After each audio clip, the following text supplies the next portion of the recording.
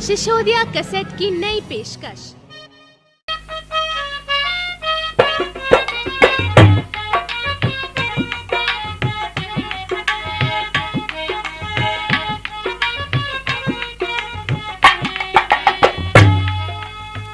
तो मेरे मेहरबानों, ये जो किस्सा हम पेश करने जा रहे हैं, ये इंदल हरण और गंगा जी की लड़ाई।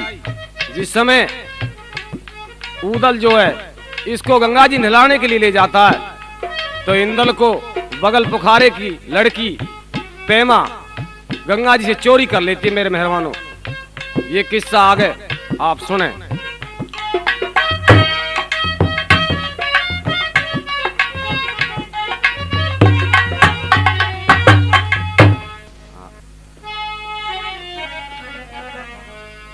और आजा भवानी मेरे हृदय में सुमरण करूं सहारदा माए, नाचन वाले कोरी पग देना बजवैया मेरी ताल बताए।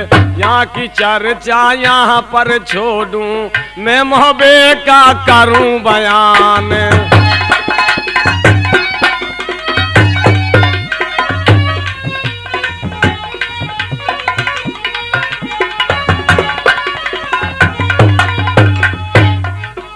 और इंदल कांप गया बंगले में, और इंदल का सुन लो हाल। बोला इंदल जब ललकारा और आल्हा से कहा पुकार, नान नवा दे गंगा जी का जिंदा ना भूलूं एहसान।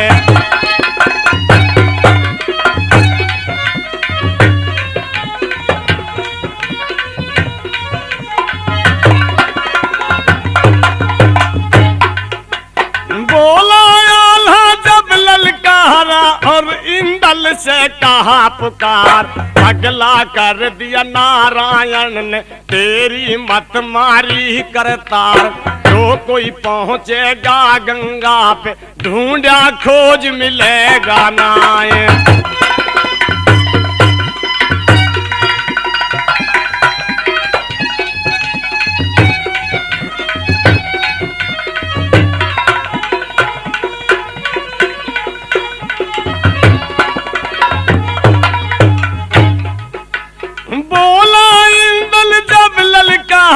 और दादा से कहा पुकार, चाचा चाचा को ललकार, चाचा खबरदार हो जाए। तो मैं पहुंचूंगा गंगा पे वहां पर कर दूं पनिया ढाल। बैठी रहना तुम कंपू में, तुमको कौन पड़ी है परवाह।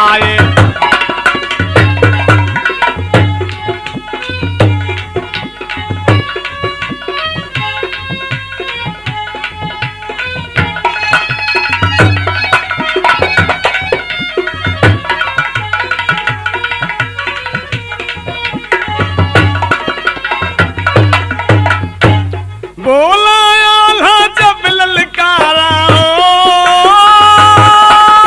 बोला आल्हा जब ललकारा, और इंदल से कहा पुकार। जो कोई पहुंचेगा गंगा पे बेटा खोज मिलेगा नाय। अल्हड़ जवानी के मत वाली तुमको खबर जरा है नाय। गाड़ी जात के तुम लौंडे हो वहाँ कहीं ठिक जाएगी तकरार। इस पर जवाब दिया इंदल ने, मैं चाचा की ले हूँ बलाए। नहा दे गंगा जी का नहीं मैं खा के मारूं कटार।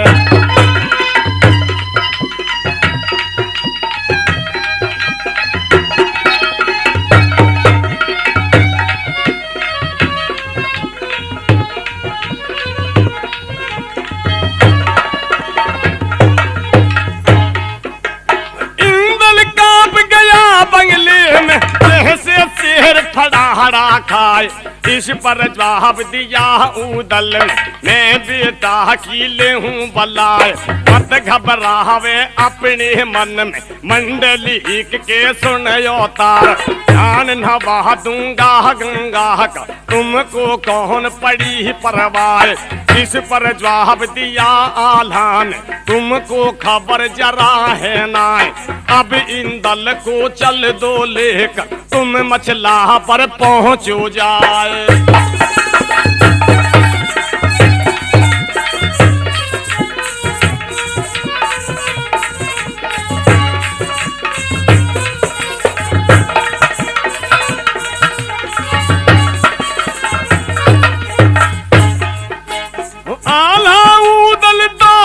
चल दिए पल की नहीं लगाते बार। लेके चल दिए हैं इंदल को और महलों में पहुंची जाए। आते देखे जब मछलान और पलंग को दिया बिछवाए। पलंग पे बैठ गया था आला और मछला से कहा पुकार। जिद पकड़ गया तेरा इंदल ऐसा बेटा किसी का नाय। जो पहुंचेगा ये गंगा पे ढूंढा खोज मिलेगा नाय। नीच ऊंच करके इंदल को रानी ले इसको समझाए।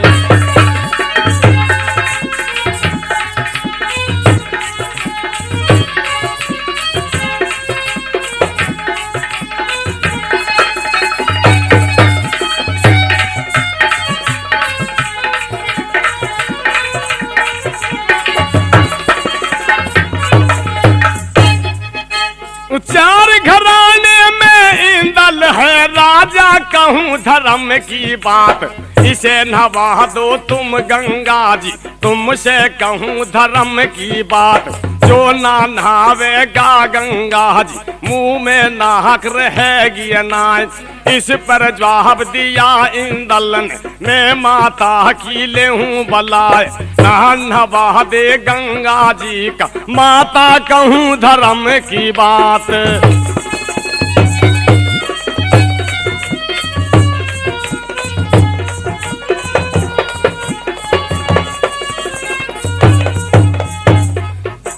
बोला उदल जब ललकारा और आल्हा से कहा पुकार।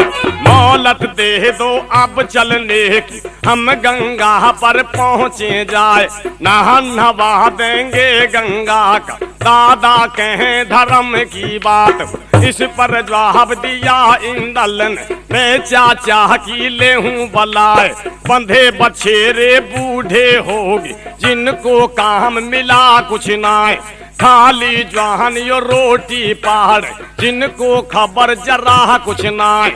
जितने छतरी हैं लश्कर में सारे कमर बंद हो जाएं।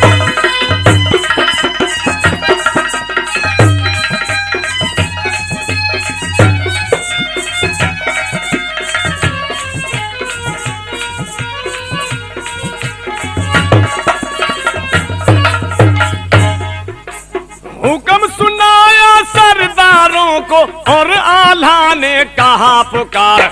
जितने छतरी हैं मोहबे की सब ली जल्द बनो तैयार। घोड़े चढ़ैया चढ़ो घोड़े न पर और हाथिन के साजो सवार। कोह दरोगा कोह बुलवाल जो तो बाहों की करे समाल। जितने छतरी थे मोहबे की सारे कमर बंद हो जाए। सज गया लश्कर फिर मोहबे का जिसका कहा जाए नहीं हाल।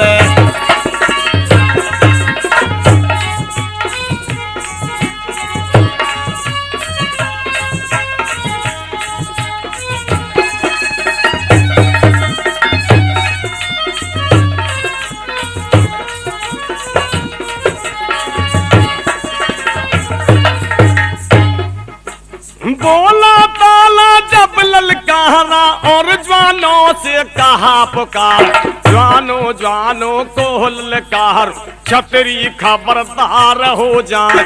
देश देश के आए छतरी और गंगा के बीच मझार, और चुपके से काम काढ़ लो बेटा कुछ बिगड़ेगा ना। जो तुम राहड़ करो गंगा पर फिर मर्याद बंधेगी ना।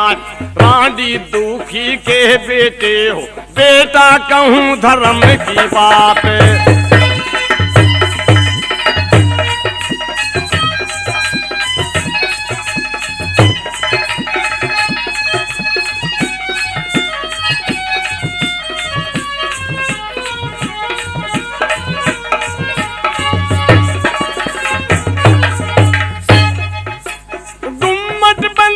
राजपूतों का गुम्मट बंद गया राजपूतों का, जिसका कहा जाए नहीं हाल।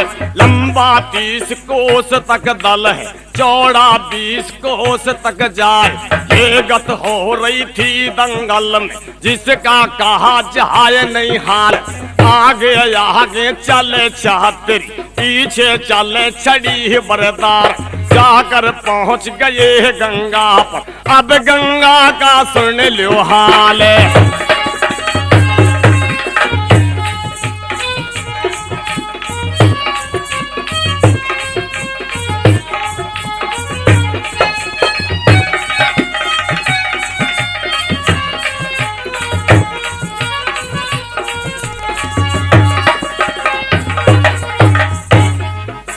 बोला ढेवा जब ललकारा, बोला ढेवा जब ललकारा, सब जवानों से कहा पुकार। यहीं पर डेरा तुम यो लगा दो, ऐसी जगह मिलेगी कहीं ना। चौड़ा दंगल देखे इंदल ने, वहाँ पर डल भी ना ठहराए। दलियो ठहर गया है दंगल में, और कनाते दी बिछवाए। तंबू तान दिए जंगल में, जिसका हाल न बर ना जाए। जुआ लगा दिया है तूफों का, जिनका कहा जाए नहीं हाल। लगे संतरी सब पहरे पर, सबके घूमन लगे सवार। इतना लश्कर था उदल का, सबला ढूंढ लगा तैयार। और पहरे पर ताला बैठा, जिसका कहा जाए नहीं हाल।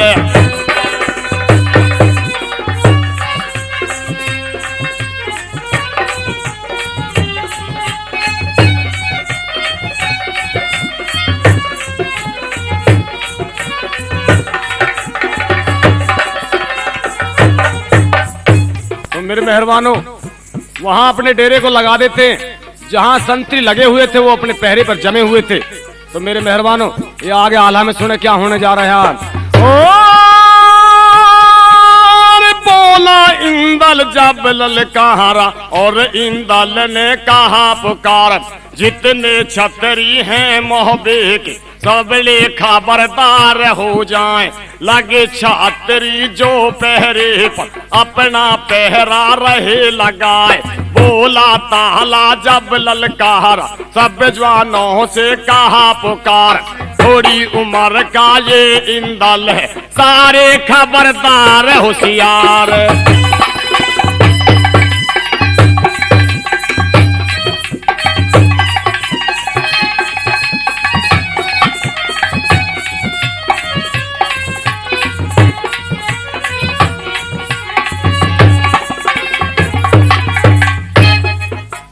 बंदोबस्त लश्कर का करके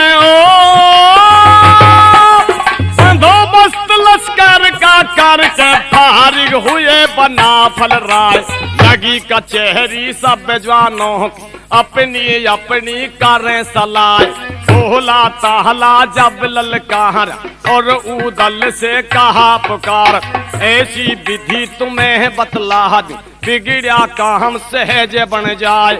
इस पर जवाब दिया उदलन, मैं चाचा की ले हूँ बलाए।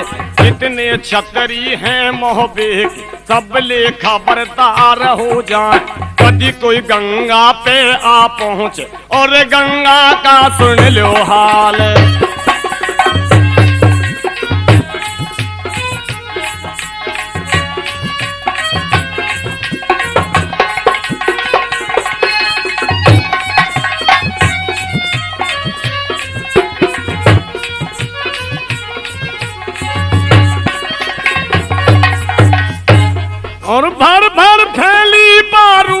छतरों की और चरखों पर धरी समाल। जितने छतरी थे मोहबे के सब जवानों से रहे पुकार। बहुत दूर से छतरी आए लौंडे खबरदार हो जाएं। इस पर जवाब दिया ताला ने और ताला ने कहा पुकार। ऐसी विधि तुम्हें बतला दूं सारा काम सिद्ध हो जाए।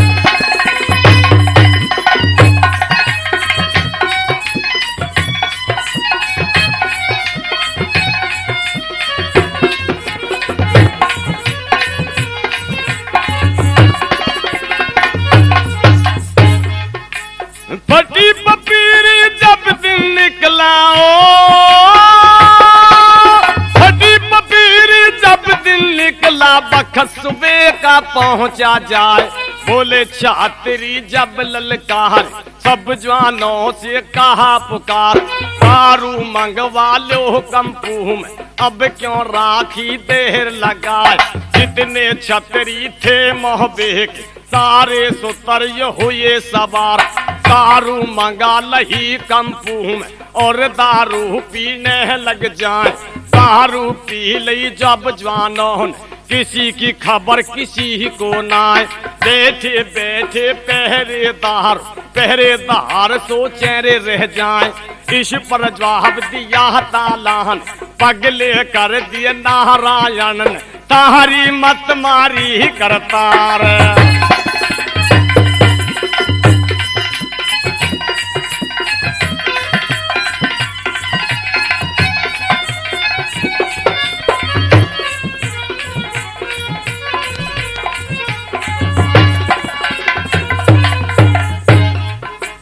धांधू ढेवा है पहरे पर धांधू ढेवा है पहरे पर जिनका कहा जाए नहीं हाल।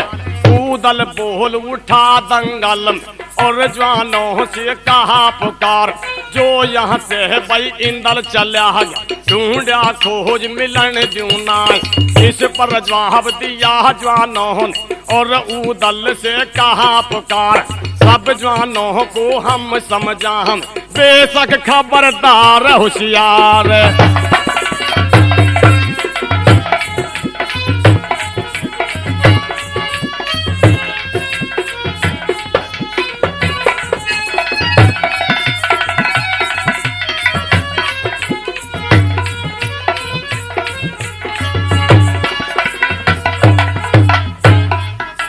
चल पड़ा ऊदल फिर कंपू से चल पड़ा ऊदल फिर कंपू से और दंगल में घूमा जाए। जो कोई नजर पड़े ऊदल पे फिर या सोच सोच रह जाए। जिनके छतरी ऐसे कहीं उनको कैसा राहत सुहाय।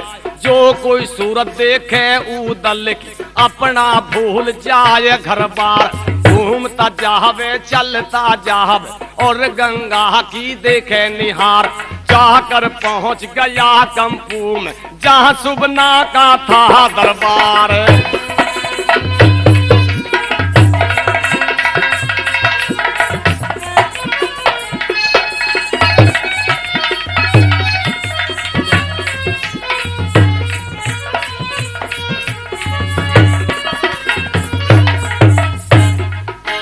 आता देखा जब सुबना ने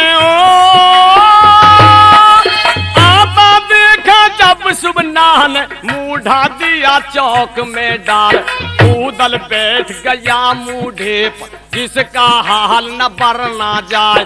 तुरंत बुला कर कह नट देखो और नटके ने कैरी संभाल।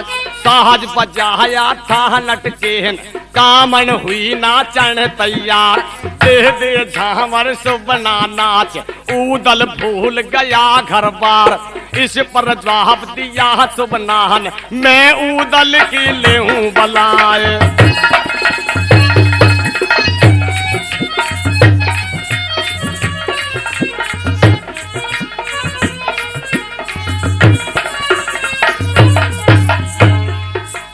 बोला ऊदल जब ललकारा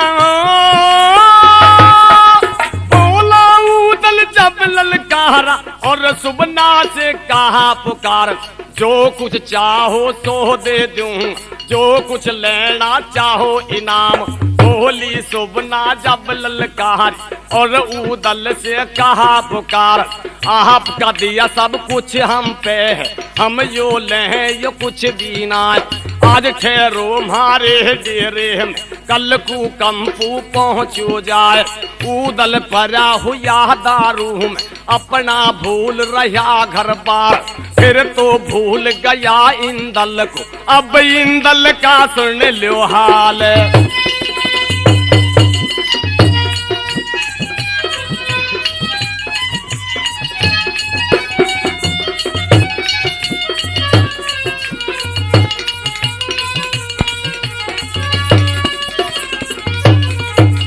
मेरे प्यारे भाइयों, जिस समय उदल तो सुबना नटनी के कंपू में खेलता रहता है और अपना घर बार को भूल जाता है मेरे मेहरबानों, तो कौन ताला उसके पहरे पे लगा हुआ था, तो ताला को नींद आ जाती है, तो पर्दा को अपनी कमर के नीचे दाब करके और ताला जो सो जाता है मेरे मेहरबानों, इंदल की आंख खुल जाती है पीछे, तो इंदल कंपू से लेकर जाता है मेरे मेहरबानों।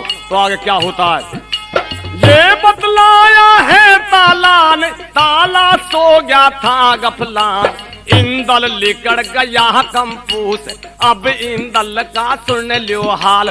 चाचा चाचा करता जाब, इंदल के हो गए होश खराब, चाचा लिकड़ गया दंगल में, यहाँ पर जान बचे है गियनाय, इस पर जवाब दिया इंदल ने। इंदल सोच सोच रह जाए, चल पड़ा इंदल फिर गंगा को, इंदल चला घूमता जाए।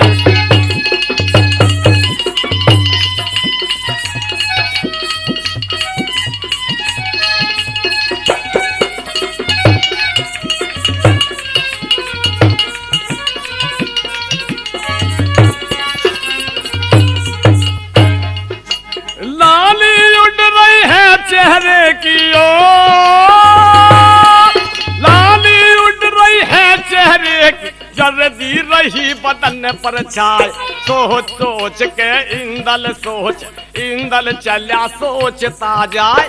जुलम गुजर गए परला पड़ गई, अब कुछ रहा ठिकाना ना, जो चाचा मर जाए दंगल में, यहाँ पर हो जा जुलम कमार, कितना सोच लिया इंदल ने, यहाँ पर जान बचे गिनाए।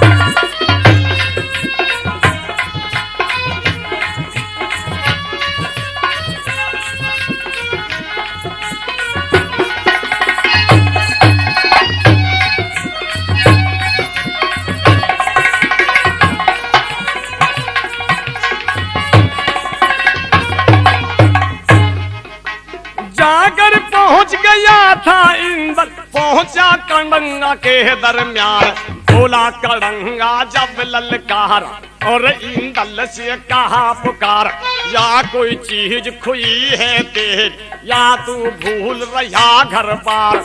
इस पर जवाब दिया इंदल, राजा कहूँ धर्म की बात, जुलम गुजर गए परला पड़ गए, अब कुछ रहा ठिकाना ना।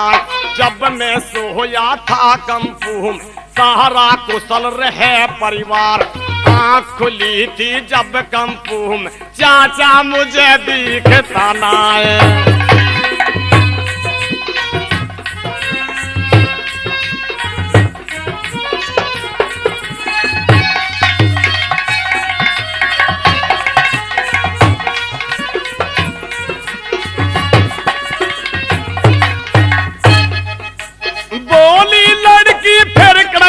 की और करंगा से कहा पुकार, शादी करवा दो इंदल से, जिंदगी ना भूलूंगी एहसान। इस पर जवाब दिया राजान और बेटी से कहा पुकार, भिंड ततैयों का थकता है, सारे लिपट घात से जाए। ऐसी बहानी को बोले तुमको महाराई महार सुहाय, जिस दिन आवेंगे यो गाँव में, किसी को जिंदे छोड़ देना है।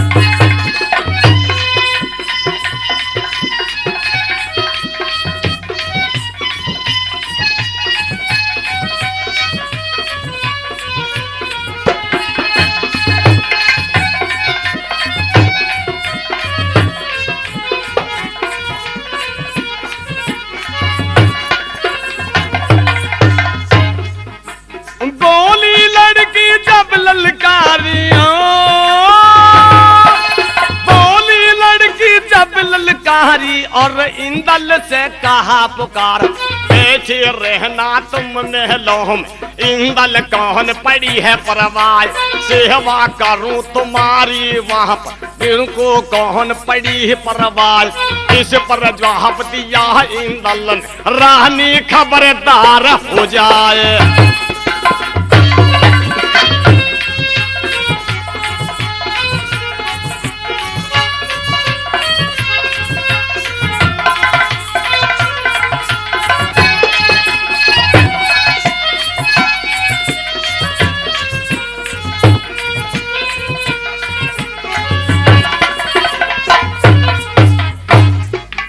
मेरे प्यारे भाइयों, जिस समय वो लड़की इंदल से अपने विचार कहने लगी कि तू मेरे महलों में चला चल, तो इंदल उसको धमका देता है और इंदल यूं कहने लगा, ये आगे आला में सुने क्या कहने लगा।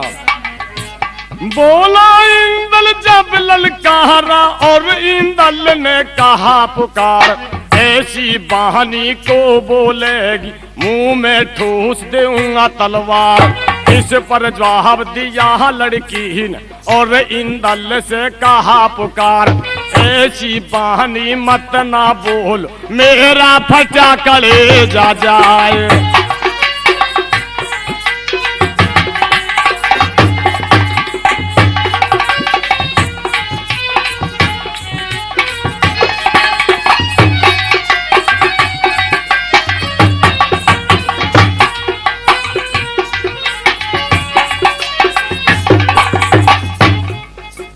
इतनी बात सुनी इंदल ने, इतनी बात सुनी इंदल ने, इंदल उठा फड़ाहड़ा खाए, चल पड़ा इंदल फिर कंपूस, पल की नहीं लगा था वार, चलता जावे घूमता जावे और चाचा को करे तलाश, घूम फिरे डेरे देखे चाचा कहीं मिला है ना, यहाँ की चर्चा सब यहाँ छोड़, यहाँ की चर्चा सब यहाँ छोड़, मैं आगे का करूं बयान।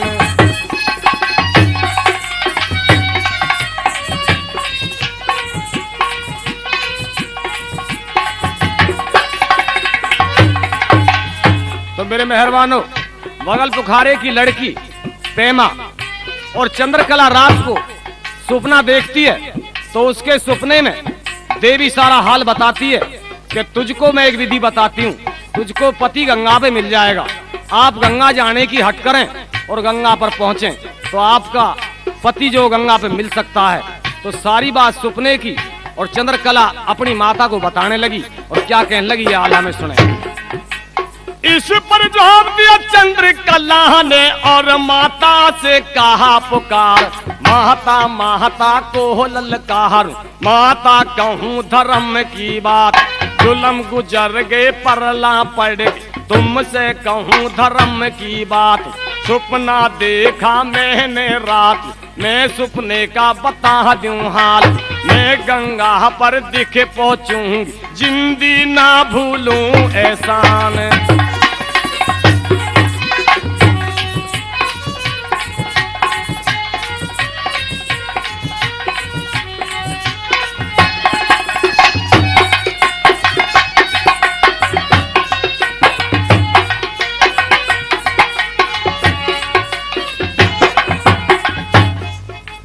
फटी पपीरी जब दिन निकला बखत सुबह का पहुंचा जाए, बोली माता जब ललकार और प्रेमा से कहा पुकार, पगली कर दई नारायण तेरी मत मारी करतार, जो तू पहुंचेगी गंगा पर वहां पर हो जाए जुल्म कमाल, जन्म के छलिया मोह बेवाल वहां पर जाले जुल्म गुजार। इस पर जवाब दिया पैमान, माता कहूँ धर्म की बात, नहान नवा दे गंगा जी का, नहीं मैं खा के मरूं कतार।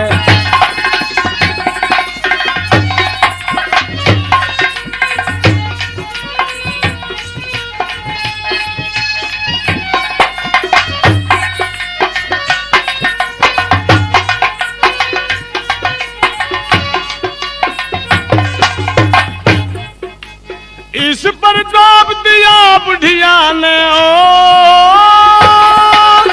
इस पर जवाब दिया बुढ़िया ने, पेमा कहूँ धर्म की बात, जो तू पहुँचेगी गंगा पे वहां पर हो जाए जुल्म कमाल। ऐसी विधि तुम्हें बतला दूं, बिगड़िया काम सहज बन जाए। यहाँ लिकड़ जागा गंगा, तुझको गंगा देऊं नवाए।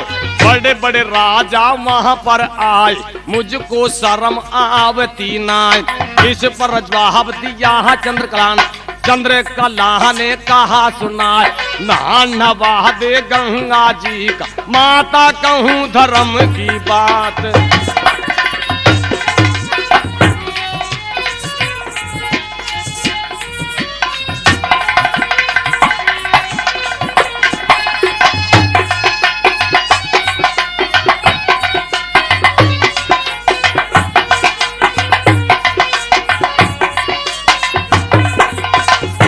यहाँ की चर्चा यहाँ पर छोड़ूं, मैं आगे का करूं बयान।